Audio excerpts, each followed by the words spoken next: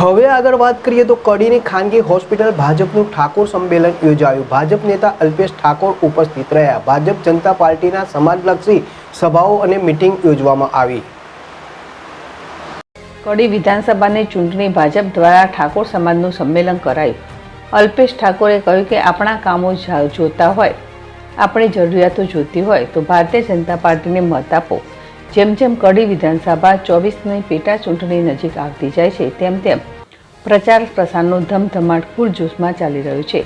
દરેક પક્ષ દ્વારા અલગ અલગ સમાજના સંમેલનોનું આયોજન કરવામાં આવી રહ્યું છે। ત્યારે કડી છત્રાલ રોડ ઉપર આવેલ એક ખાનગી હોટલમાં ભારતીય જનતા પાર્ટી દ્વારા ઠાકોર સમાજનું સંમેલનનું આયોજન કરવામાં આવેલું હતું, જેમાં ઠાકોર સમાજના આગેવાનો સહિત કાર્યકર્તાઓ ઉપસ્થિત રહ્યા હતા।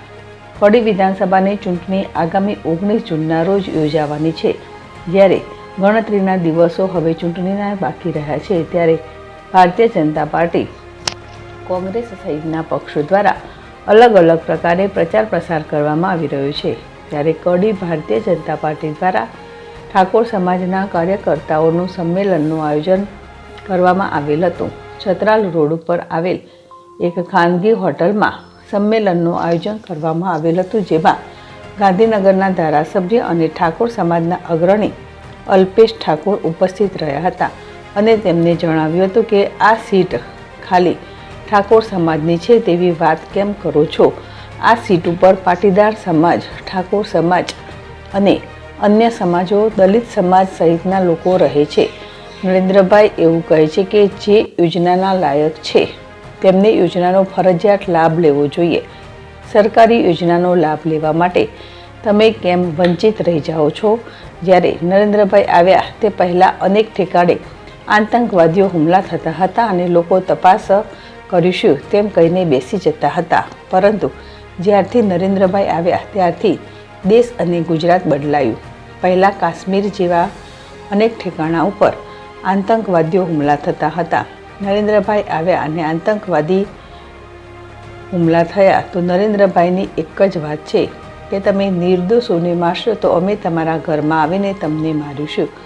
મારી તમને બધાને એક જ વિનંતી છે કે ભારતીય જનતા પાર્ટી દ્વારા રાજેન્દ્રભાઈ ચાવડાને કમરનું નિશાન લઈને મોકલેલા આપણા ગામનો વિકાસ જોઈતો હોય, આપણા કામો કરાવવા હોય, આપણી જરૂરિયાત પૂરી કરવી હોય તો કમરને મત આપી વિજય બનાવજો જેવું આહવાન કરવામાં આવેલ હતું।